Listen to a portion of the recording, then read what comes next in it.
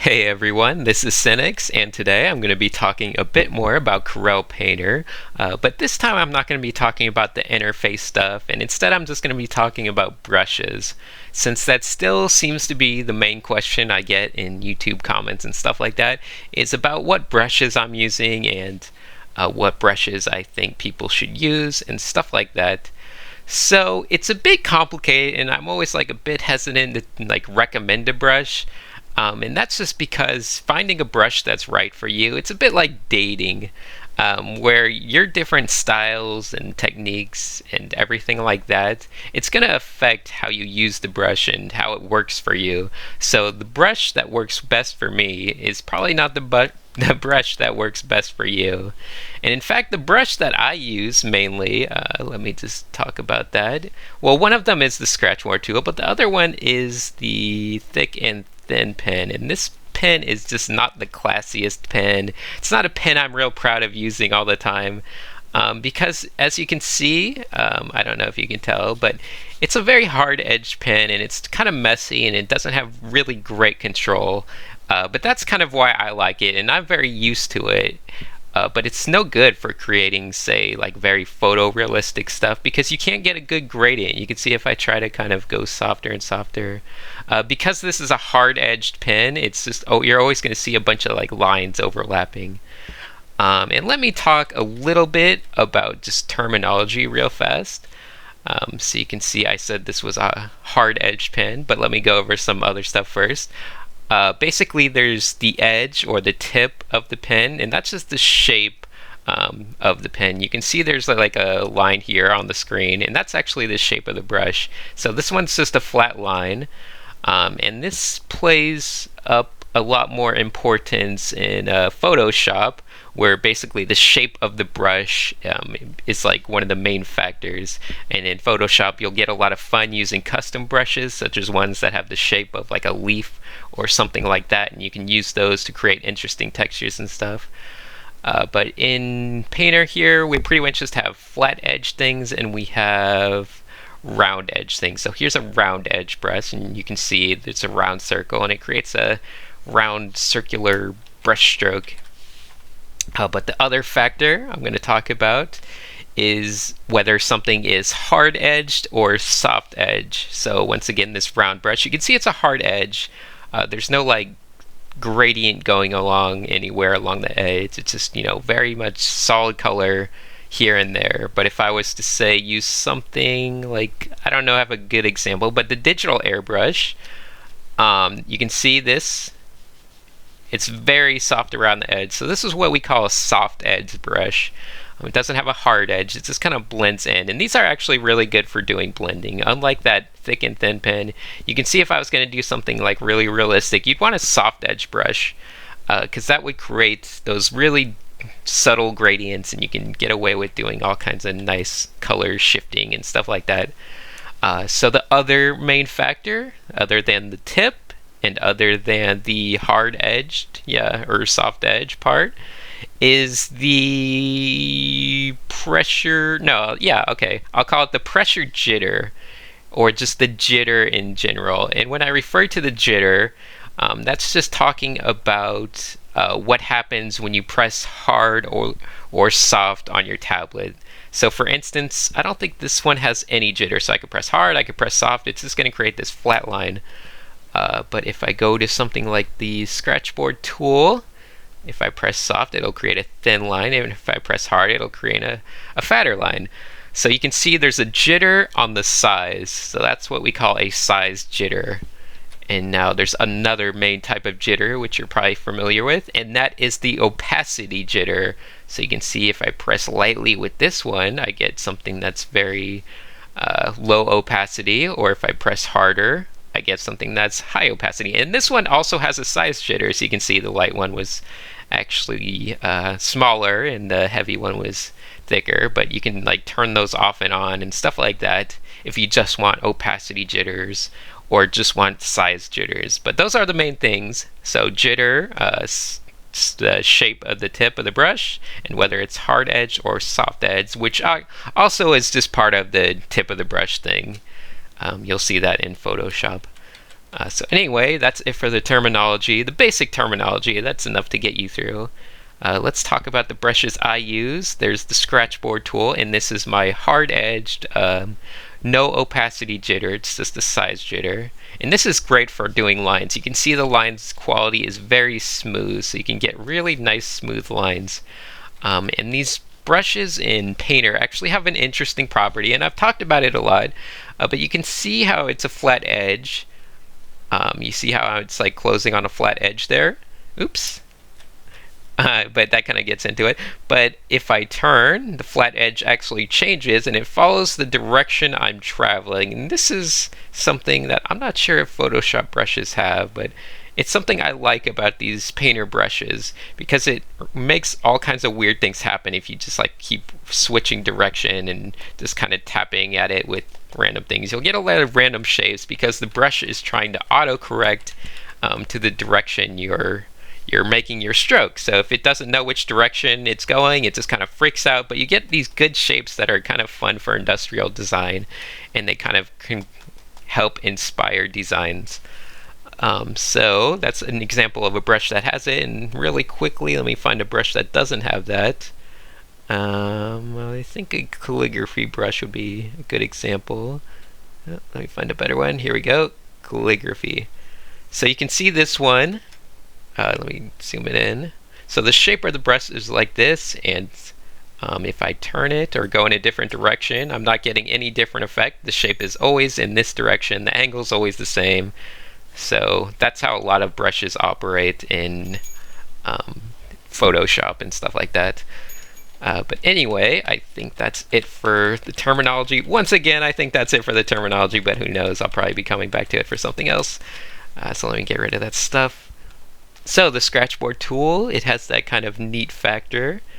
But let me talk about the thick and thin pen, which is basically the exact same thing. You can see these are under the pen category, by the way. But this one's basically the exact same thing as the Scratchboard Tool, except it has the opacity jitter. So it's basically doing the same kind of smooth lines, but with an opacity jitter. So the harder I press, the more opacity I'm getting. And I use this for all my painting, even though it's, like I said, it doesn't create good gradients. You can't really do stuff. I do a lot of alt color picking to keep color picking, and that's how I get gradients to look somewhat smoother than they otherwise would. But even with that, you're always going to have those hard edges, so hard lines everywhere. And it works out for me because I kind of like that slightly impressionist style where you can actually see the brush strokes. But I feel like it's not the greatest beginner brush, and you probably would be kind of unhappy if you were just trying to use it and doing your practices and reference studies. Like, it would probably be very uncomfortable. So let's look around at some other brushes real fast. Let's see. Let's go up here. So I mentioned a soft edge brush, and let's take, for example, the digital airbrush, which I sometimes use just to block in colors and stuff. If I think an area of a painting is too light, you can just quickly and softly just kind of decrease the tone of it and change it up. You can see this is a very soft, subtle gradient type thing. So when you don't want there to be the appearance of brush strokes, and I used this one a lot in the last painting I did of the digital sci-fi shipyard, because I needed a lot of subtle gradients in the outer space, and I didn't want brush strokes in outer space because that would create too much contrast and it would ruin the illusion of depth, which once again is a very important thing. So there we go, digital airbrush. You can actually paint with this and do your stuff. It would probably be a bit difficult, but you can make little shapes and do your highlights and all that stuff. And it'll work out. It's kind of soft edge, so you might need to find a way to tighten up those edges, but you can kind of do that just by making a white version and making it smaller and stuff like that. But anyway, let's see what else we got. There's a lot of kind of intimidating categories when you look at Painter. It's not like Photoshop where it's basically just select the shape of the brush and select, basic stuff like that. Instead, they try to form everything into these traditional categories such as acrylics and all this stuff, and it's really complicated, and they use traditional terms like viscosity and blend and wetness, and you probably don't know what those are. But I recommend just playing with them. You're going to want to just, date as many brushes as you can and try them out and see what works for you. So you can see there's like a brush here, which is, kind of typical for what you'll find in Painter. A lot of these brushes that are meant to be like real world stuff. So you'll see how they kind of operate like a real world brush, and they'll run out of paint. They'll just kind of run out, and you can smear them around and create some, nice looking kind of gradients and stuff. But if you don't lift the pen back up, you're not going to have any more paint on it. So every time you lift it up, it kind of refills it with paint. So I never got used to using these because I like to just kind of keep the pen down and mess around. But these are great for like filling in kind of background stuff and creating interesting kind of palettes to work with.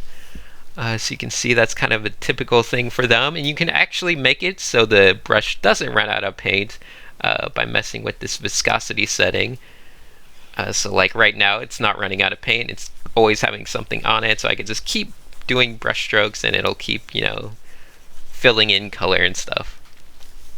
But anyway, let me just move that back to where it was and talk about some other brushes. Let's see, there's the artists category, and this is a fun category, mainly just for a couple reasons, and it's just kind of really weird property brushes. So there's this one called the Sargent Brush, and like I said, if I was just filling in like a canvas, filling in a background, this one's kind of fun because it has some like weird effects on it where it changes hue and stuff, and it kind of has some weird jitters on it.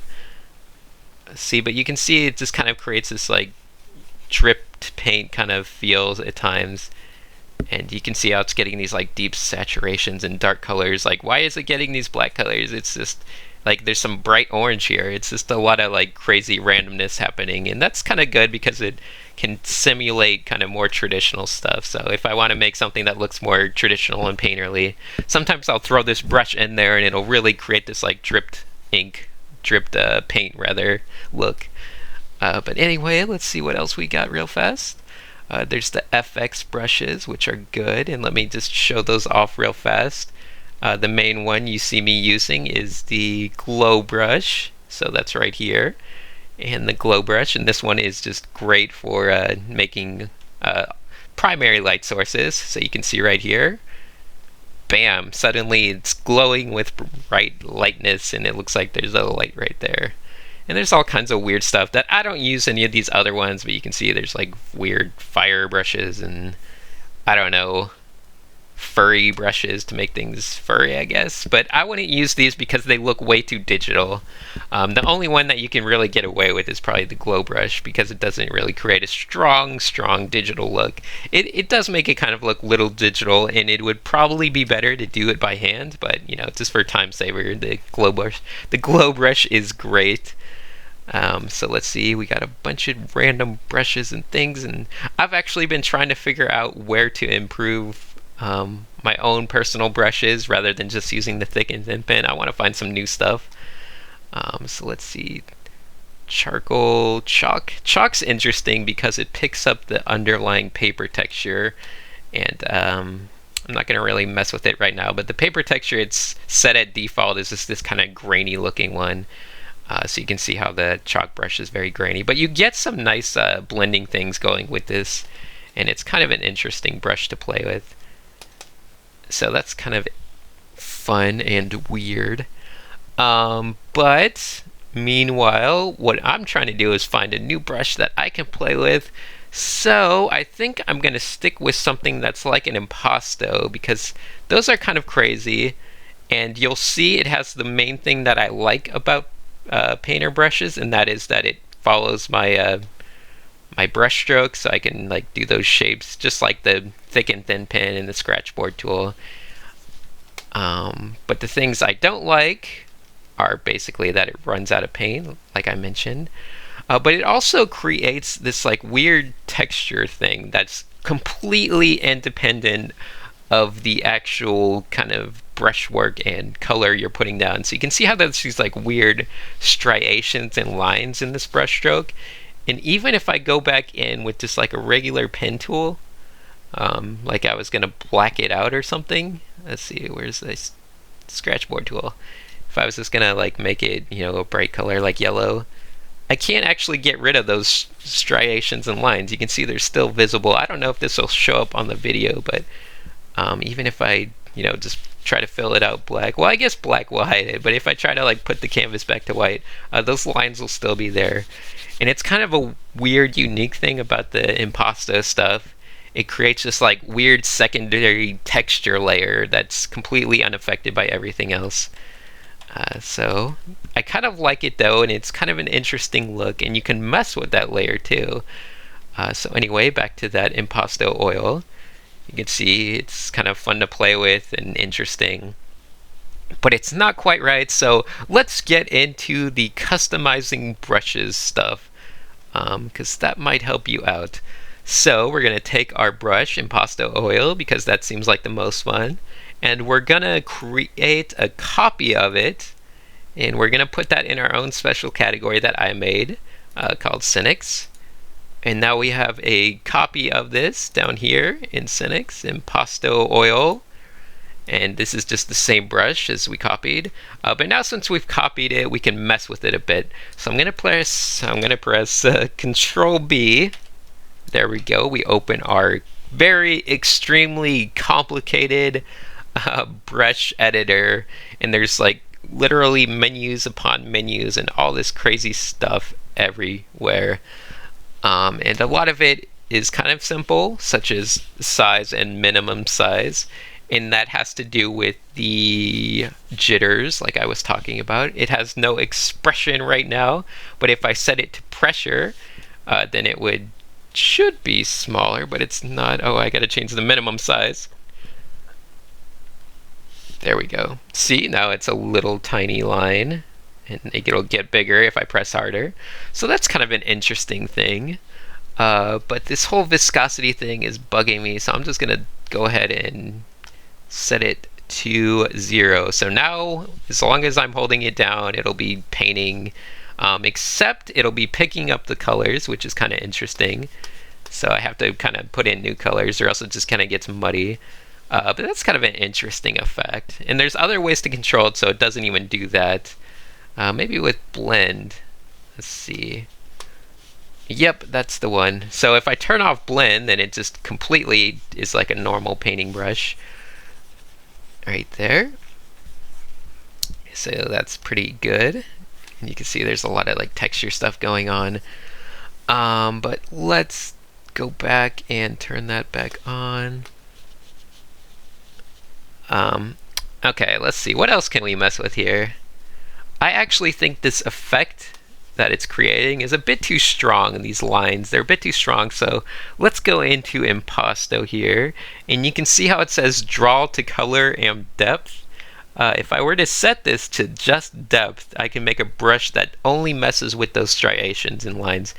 So here you can see I'm not actually changing any of the color, but I'm messing with those lines, and I don't know if it'll show up in the resolution of the video, but that's kind of an interesting property. If I were to set the viscosity high, I can actually kind of wash out those lines. So I can really kind of control where it wants to have that depth and traditional look to it. So I can say kind of maybe build it up in places that I wanted it to look like the paint was really built up. And I could really get into some really traditional faux finish stuff going on here with how I control this. Make it look like paint's kind of been globbed up in certain spaces and whatnot. But I could just turn this off and just draw straight to color, and you'll see that kind of gets rid of all that depth stuff, and it just lets me use this more like a basic brush without any of that awkwardness thrown in. And you can still kind of see the other one here, these lines here, and that's not from what I'm doing right now, that's from what I did earlier. So like what I did here and stuff like that. So this is an interesting brush, and I think I'll probably, you know, mess around with it more. And hopefully this gave you some ideas on what you can do. I think I'll try to stop using the thick and thin pen so I can use something that has a bit more interest to it. And I think I can make better gradients with this and still do my other stuff. I don't know if I could create weird shapes like I can with the thick and thin one. So I'll still use that one for kind of idea creation, but this might be my better rendering brush. I'll use something like this to do rendering in the future, and it might be fun. So I think that's about it. I'm sorry for rambling and going on too much, but hopefully that gave you some ideas on brushes you can use. And how you can customize brushes to better suit you. Usually with these painter brushes, a lot of times like the effect they cause is like just a bit too strong. It does a bit overkill on the effect, so you might want to just soften that stuff up, make it a bit more subtle, and it makes it a bit more like a normal brush that you might be used to in Photoshop, but it has a bit, just a really tiny speck of interesting stuff going on. So this is the brush. You can rename it, and I've already made some that I like. So this was like one that I made. You know, it's basically the same thing, just kind of draw stuff out. And it has a very subtle depth to it. And you can see here how you can control the depth. But I also made one that's just the texturing. So I can use this if I want to like go crazy and like build up like a texture looking effect, like an underpainting, overpainting thing, which doesn't affect the color in the painting whatsoever, and that's just something fun to play with. But anyway, a bit redundant, and I think that's about it for this video, and hopefully you have fun, go on lots of dates with random brushes, and hopefully you don't catch any diseases.